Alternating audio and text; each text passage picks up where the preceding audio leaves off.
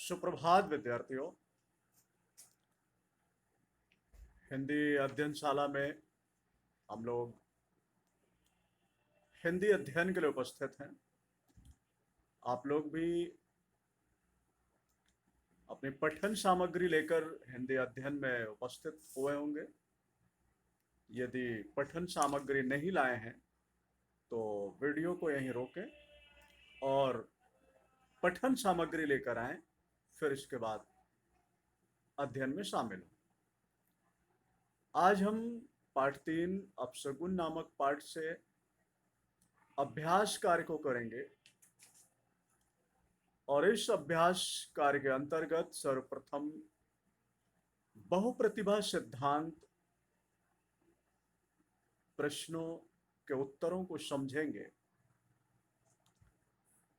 आप लोगों ने अपने हिंदी पाठ्य पुस्तक में जो बहुप्रतिभा सिद्धांत प्रश्न दिए हुए हैं उन सब में प्रश्न संख्या लिख लिए होंगे, क्रमांक, प्रश्न का क्रमांक लिख लिया होगा। यदि नहीं लिखा है तो भी आपको वीडियो को फिर रोकना पड़ेगा और वहां पर सबसे पहले अपने पाठ्य पुस्तक में बहुप्रतिभा सिद्धांत प्रश्नों का क्रमांक लिखें, इसके बाद अध्ययन में शामिल हो।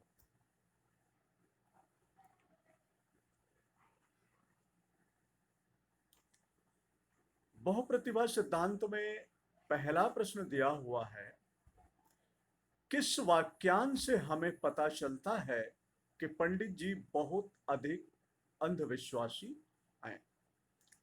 तो पाठ में जैसे ही पाठांक शुरू होता है, पाठ की कहानी शुरू होती है, तो शुरुआत में ही पहली लाइन दी हुई है, हमारे मोहल्ले में एक महाशय रहते हैं जो सिरे के अंधविश्वासी हैं। इस पंक्ति से हमें पता चलता है कि पंडित जी बहुत अधिक अंधविश्वासी हैं। इस प्रश्न का उत्तर मौखिक ही रहेगा, आपको इसे कहीं नहीं लिखना है। तो आप यहाँ इस प्रश्न के नीचे पेंसिल से मौखिक लिख सकते हैं। दूसरा प्रश्न है, बताइए कौवा जब कांव कांव करता है तब क्या कहा जाता है? क्या आप ऐसी मान्यताओं पर विश्वास करते हैं? तो अभी तो कौवा भी बहुत मुश्किल से देखने को मिलता है। बहुत से पक्षी हैं जो हम लोगों को बहुत कम दिखाई देते हैं। तो यहाँ पर जो प्रश्न है कि कौवा जब कांव कांव करता है तब क्या कहा जाता है, तो पुराने समय में ऐसी मान्यता थी कि जब कौवा घर के आंगन में बैठ करके कांव कांव करता था तो ऐसा माना जाता था कि आज घर में अतिथि आने वाले हैं, मेहमान आने वाले हैं। तो प्राचीन समय में ऐसी मान्यता थी। अब क्या आप ऐसी मान्यताओं पर विश्वास करते हैं? ये आपका व्यक्तिगत उत्तर है। करते हैं तो हाँ, नहीं करते हैं तो नहीं। बाकी कौवा जब कांव कांव करता है तब क्या कहा जाता है, तो इस प्रश्न का उत्तर आप लोग हिंदी नोटबुक में लिखेंगे और यदि मान्यता पर विश्वास करते हैं तो उसका भी उत्तर लिखेंगे, नहीं करते हैं तो भी लिखेंगे कि नहीं करते। ठीक है, इस प्रश्न का उत्तर नोटबुक में लिखा जाएगा।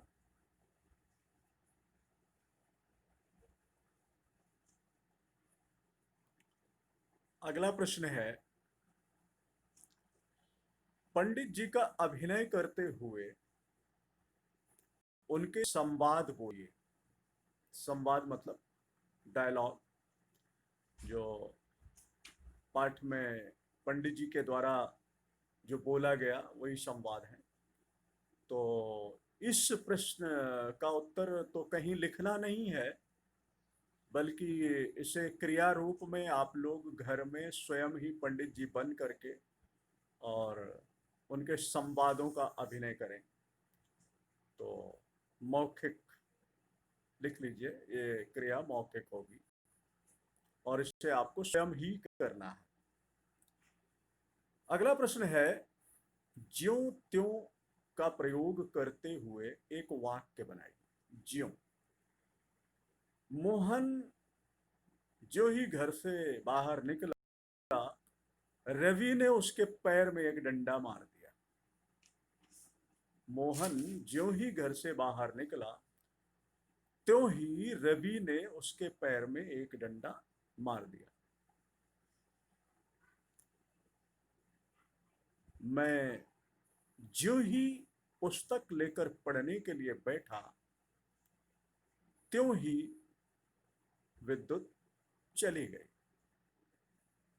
इत्यादि। तो इस प्रश्न का उत्तर आपको हिंदी नोटबुक में लिखना है। ऐसे ही प्रश्न बना सकते हैं। पांचवा प्रश्न है, छींक आने के पीछे वैज्ञानिक कारण बताइए।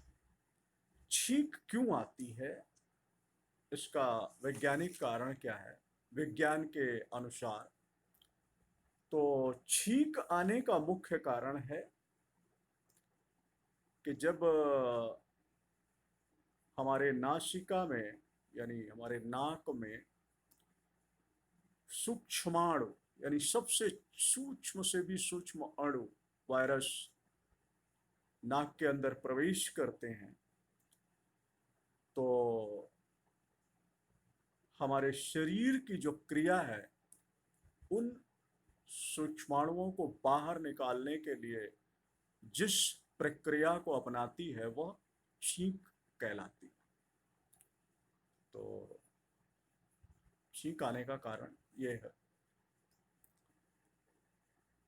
बाकी इस प्रश्न का उत्तर आपको विज्ञान के अध्यापक बेहतर बता सकते हैं, उनसे भी आप ये प्रश्न पूछ सकते हैं।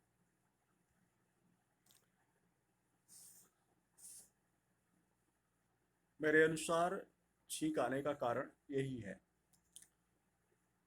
अगला प्रश्न है, दिल्लगी धनबाज। दिल्लगी एक शब्द है, बाज एक शब्द है, ये दोनों शब्द मिलकर के नया शब्द बना दिल्लगी बाज। तो कहा जा रहा है इसी तरह बाज प्रत्यय लगाकर 5 शब्द बनाइए। तो कलाबाज, कला, धनबाज, कलाबाज, चालबाज, चाल धनबाज, चालबाज,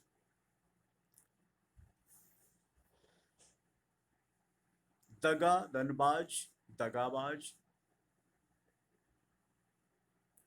धोखाबाज, धोखेबाज, धोखा धनबाज, धोखेबाज, निशानेबाज, निशाना धनबाज, निशानेबाज, पैंतरेबाज, पैंतरा धनबाज, पैंतरेबाज, इत्यादि। तो इस प्रश्न का उत्तर नोटबुक में लिखना है, हिंदी नोटबुक में, और इसके पहले 5वें प्रश्न का उत्तर मौखिक रहेगा, उसे कहीं नहीं लिखना।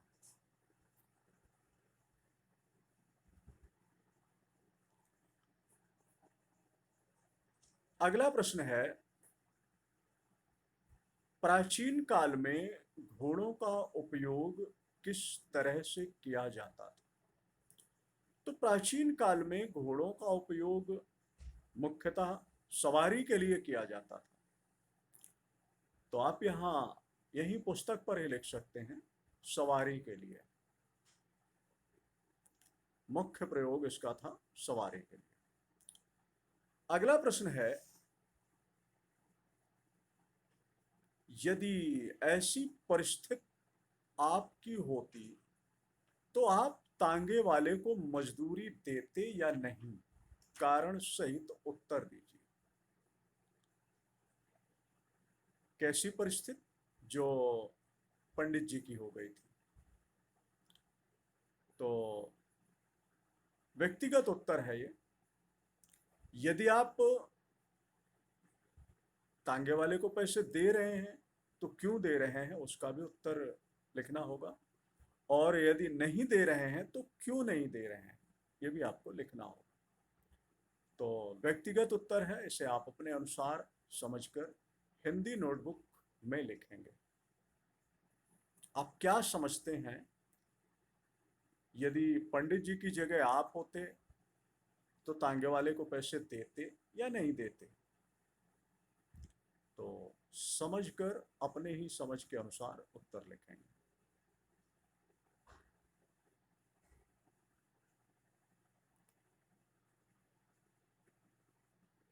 अगला प्रश्न है,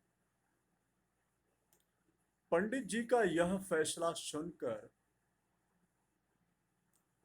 आपके मन में उनके प्रति कैसी धारणा बनी? पंडित जी का यह फैसला सुनकर आपके मन में उनके प्रति कैसी धारणा बनी? तो उन्होंने क्या फैसला किया था? पंडित जी ने फैसला किया था कि वह यात्रा में नहीं जाएंगे, और उन्होंने यह भी फैसला किया था कि वह मोहल्ला छोड़ देंगे। उनके दो ही निर्णय थे। तो यहाँ पर जहाँ ये प्रश्न दिया हुआ है वहाँ पर बताया गया है कि पंडित जी बोले जो कल हुआ अच्छा ही हुआ, अब मैं ये मोहल्ला छोड़कर जा रहा हूँ। तो पंडित जी का यह जो निर्णय है इससे हमें क्या समझ में आता है? तो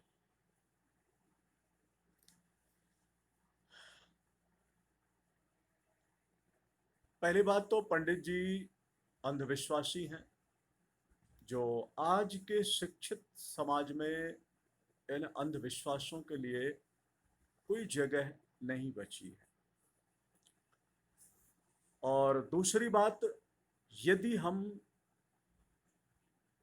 समस्याओं से घबराकर भागेंगे तो समस्याएं हमारा पीछा करेंगी।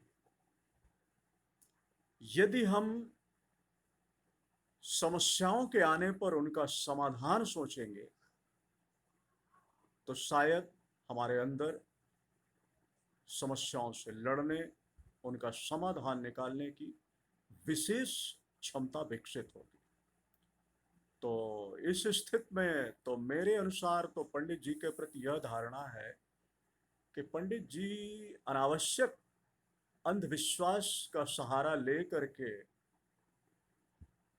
अपने मन की कमजोरी को कहीं ना कहीं प्रकट कर रहे हैं, मन से कमजोर है। तो हमें ऐसा नहीं होना चाहिए। इस प्रश्न का उत्तर मौखिक रहेगा। अगला प्रश्न है, यदि ये सब अपशगुन है तो सगुन के लिए कौन सी मान्यताएं चली आ रही हैं? अब यहाँ पर अपशगुन बताया गया, बिल्ली ने रास्ता काट दिया अपशगुन हो गया, छींक दिया अपशगुन हो गया, काना सामने आ गया अपशगुन हो गया। तो सगुन क्या है? तो जब अपशगुन के लिए ऐसी धारणाएं हैं तो शगुन के लिए भी धारणाएं होंगी। तो शगुन के लिए धारणा है, यदि हम कहीं जा रहे हैं, किसी विशेष काम से जा रहे हैं, तो हमारा कार्य सफल हो इसके लिए हम घर से दही खा के निकलते हैं। घर के सदस्य जाने वाले से कहते हैं दही मछली ले आना, इसे शुभ माना जाता है। जाते समय रास्ते में भरी बाल्टियां मिल जाए, कोई व्यक्ति दो भरी बाल्टियां लेकर या भरा हुआ घड़ा लेकर के आ जाए तो शुभ होता है। गाय बछड़े को दूध पिलाते हुए दिखाई दे जाए तो शुभ माना जाता है, सगुन माना जाता है। मार्ग में किसी की शव यात्रा देखने को मिल जाए तो हम जिस कार्य के लिए जा रहे हैं वह कार्य निश्चित रूप से पूर्ण होगा, बहुत ही बड़ा शुभ होता है, सगुन होता है, ऐसा माना जाता है इत्यादि। इस प्रकार से ये धारणाएं सगुन के लिए मानी जाती।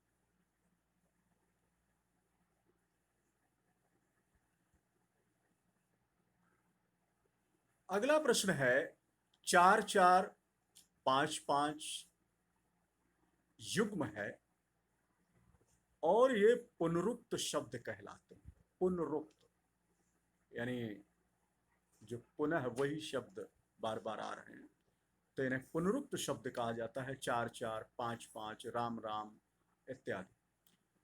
तो यहां पर जो 4 4 5 5 युग्म दिए हुए हैं, इनका अर्थ क्रमशः 4 5 से है या 8 10 से है, ये हमसे प्रश्न पूछा जा रहा है कि 4 4 5 5 का मतलब 8 10 से है या 4 5 से। तो इस प्रकार के जो भी शब्द होते हैं उनका मतलब, जैसे 4 4, तो 4 4 का मतलब केवल 4 से है। 5 5 का मतलब केवल 5 से है, 8 या 10 से नहीं है। इसके बाद अगला प्रश्न है, लिंग बदलिए। यहां पर आपको लिंग बदलकर बताना है। शब्द दिए हुए हैं, औरत, पंडित, बिल्ली,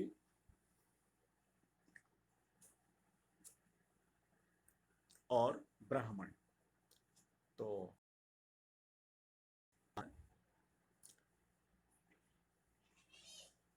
औरत का लिंग परिवर्तन करेंगे तो बनेगा आदमी। पंडित का लिंग परिवर्तन करेंगे तो बनेगा पंडिताइन।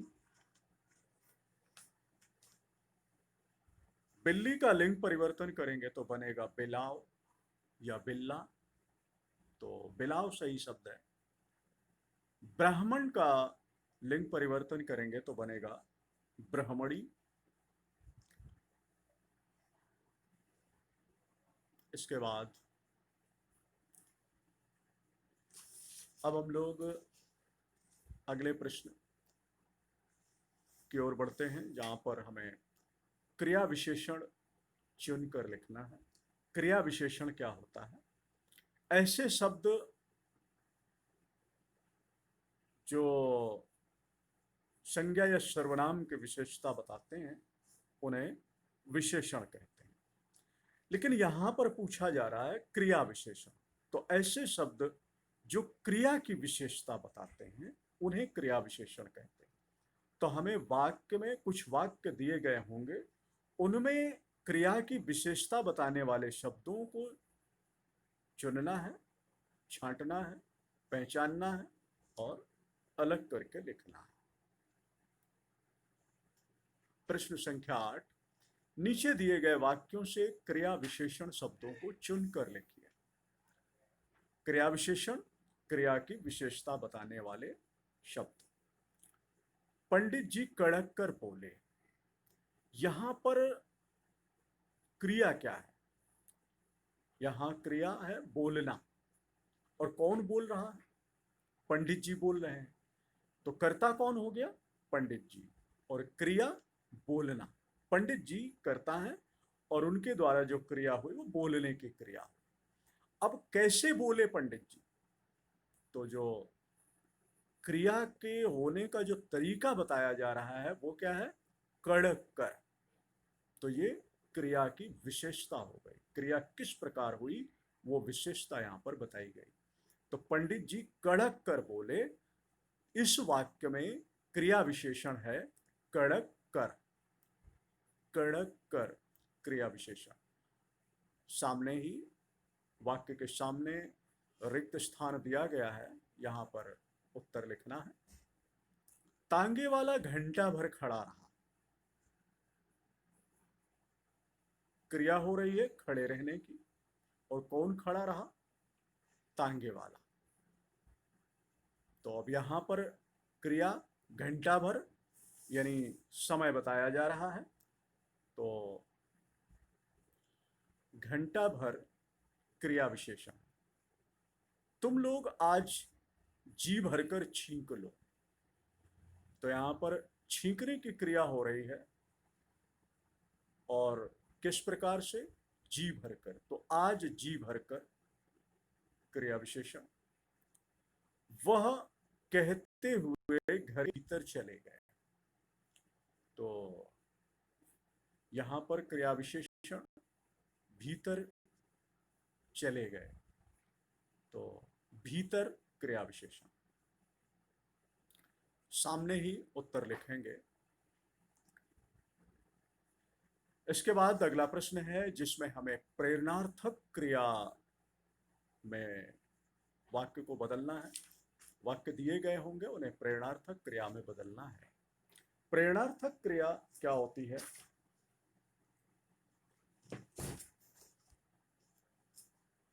जिस क्रिया से भाई करने या होने का ज्ञान कराने वाले शब्द क्रिया होते हैं, लेकिन प्रेरणार्थक क्रिया तो जिस क्रिया से यह बोध हो, यह पता चले कि कर्ता स्वयं कार्य ना करके किसी अन्य को कार्य करने के लिए प्रेरित कर रहा। जिस क्रिया से यह बोध हो कि कर्ता स्वयं कार्य ना करके किसी अन्य को कार्य करने के लिए प्रेरित कर रहा है, तो वह प्रेरणार्थक क्रिया होती है। यहां प्रश्न संख्या 9 में दिया गया है, नीचे दिए गए वाक्यों को कोष्ठक में दिए गए शब्दों की सहायता से प्रेरणार्थक क्रिया में बदलें। तो पहला वाक्य है, ममता खाना बना रही। तो अब यहां पर करता है ममता, क्योंकि ममता के द्वारा खाना बनाने की क्रिया हो रही है। अब ममता को नौकरानी, ममता को जो काम करवाना है वो नौकरानी से करवाना है, नौकरानी को प्रेरणा देनी है। तो किस प्रकार से ये वाक्य बनेगा? ममता नौकरानी से खाना बनवा रही है। प्रेरणार्थक क्रिया में, साधारण क्रिया में कर्ता स्वयं क्रिया करता है, परंतु प्रेरणार्थक क्रिया में कर्ता स्वयं क्रिया ना करके किसी अन्य से क्रिया करवाता है या किसी अन्य को क्रिया करने के लिए प्रेरित करता है। तो ममता खाना बना रही है और सामने दिया है नौकरानी। तो यहां पर प्रेरणार्थक क्रिया का प्रयोग करते हुए वाक्य पुनः लिखा जाएगा, ममता नौकरानी से खाना बनवा रही है। अगला प्रश्न है, अगला वाक्य है, अध्यापक पत्र पढ़ रहे हैं। तो अब यहां सामने दिया हुआ है छात्रा। तो प्रेरणार्थक क्रिया के रूप में वाक्य बदलकर हो जाएगा, अध्यापक छात्रा से पत्र पढ़वा रहे हैं। अध्यापक छात्रा से पत्र पढ़वा रहे हैं। मैं अभी कार्य करता हूं। मैं अभी कार्य करता हूं। तो यहां पर दिया है नौकर। मैं अभी नौकर से कार्य करवाता हूं। मैं अभी नौकर से कार्य करवाता हूं। अगला वाक्य है, गीता स्वेटर बुनेगी। सीता, सामने दिया है सीता। तो गीता सीता से स्वेटर बुनवाएगी। गीता सीता से स्वेटर बुनवाएगी। अगला वाक्य है, पिताजी ने पत्र भेजा, पिताजी ने पत्र भेजा, सामने दिया है रमेश, तो प्रेरणार्थक क्रिया के रूप में वाक्य होगा पिताजी ने रमेश से पत्र भिजवाया, पिताजी ने रमेश से पत्र भिजवाया। तो इस प्रकार से प्रेरणार्थक क्रिया के रूप में वाक्यों को बदलेंगे। इस प्रश्न का उत्तर आपको नोटबुक में लिखना है। इसके पहले जो प्रश्न था उसका उत्तर आपको यहीं बुक में ही लिखना है। ठीक है,